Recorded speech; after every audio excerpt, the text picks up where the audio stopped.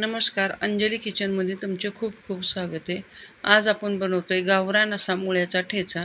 तो मुळ्याचा ठेचा बनवण्यासाठी बघा आपण 2 इथं मुळे घेतलेले आहेत. तर मुळे आपण इथं स्वच्छ धुवून वगैरे इथं घेणार आहे. त्यासाठी आपल्याला इथं बघा मिरच्या लागणार आहेत. त्यानंतर लसूण लागणार आहे. तर लसूण 7-8 पाकळ्या, मिरच्या 7-8 घेतलेल्या आहेत आपण. त्यानंतर आपल्याला थोडंसं जिरं लागेल, तेल लागेल, थोडा हिंग, त्यानंतर किंचित हळद आणि चवीनुसार मीठ. तर सर्वात आधी बघा आता मुळे स्वच्छ धुवून पुसून घेतलेत आपण.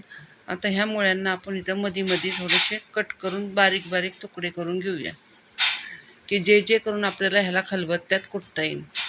तर अशा पद्धतीने बघा मुळ्याचे मागचे पुढची बाजू आपण कट करून घेतली आणि ह्याचे मध्यम आकाराचे तुकडे बनवून घेतले. तर सर्वात आधी आता आपण इथं मिरचीचा ठेचा बनवून घेऊया.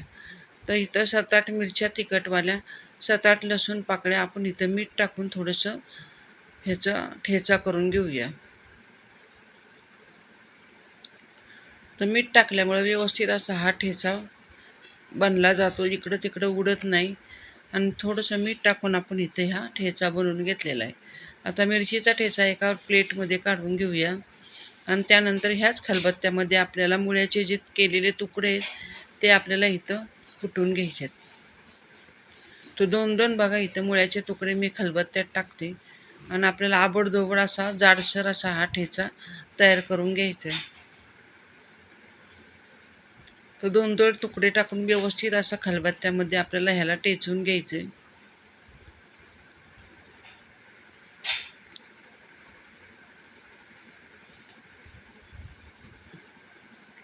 तर इथं बघू शकता व्यवस्थित असा मुळ्याचा ठेचा आपण इथं आता तयार करून घेतोय.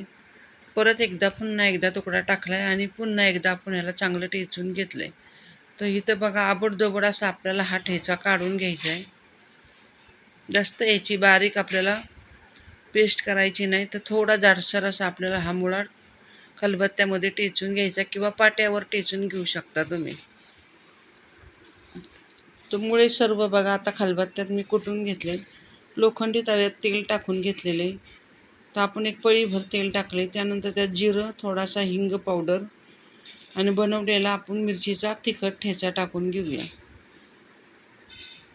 तर 1-2 मिनटं आपल्याला ठेचा चांगला इथं बघा परतून घ्यायचा. लसणाचा कच्चेपणा जाईपर्यंत ह्याला चांगलं लालसर परतून घ्यायचं.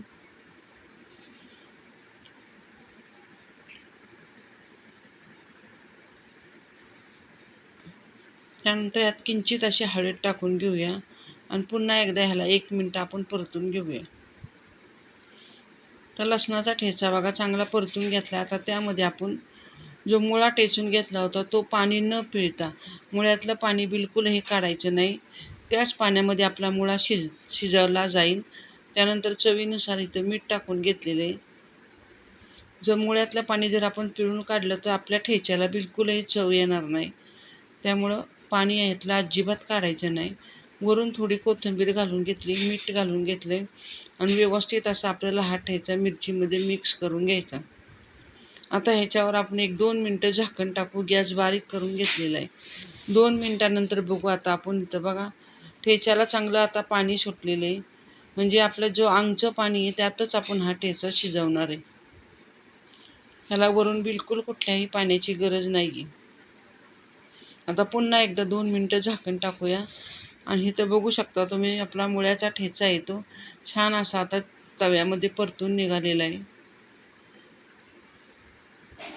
तर पुन्हा एकदा ह्याला इकडं तिकडं हलवून व्यवस्थित घेऊन आपण ह्याला 1-2 मिनटं परतून घेऊया. इथं बघू शकता झटपट असा 1-5 मिनिटातच आपला हा झणझणीत असा लोखंडी तव्यातला मुळ्याचा ठेचा तयार झालेला आहे. एका प्लेटमध्ये आपण ह्याला लगेचच काढून घेऊया. तर इथं बघू शकता तुम्ही असा ठेचा जर मुळा न खाणारे सुद्धा मुळ्याचा ठेचा हा खाऊन खुश होतील. भाकरीसोबत, चपातीसोबत किंवा डब्यासाठी तुम्ही हा मुळ्याचा ठेचा नक्की तयार करून बघा. आणि आजची रेसिपी जर आवडली असेल तर चॅनलला सबस्क्राईब करा, शेअर करा, कमेंट करा. धन्यवाद.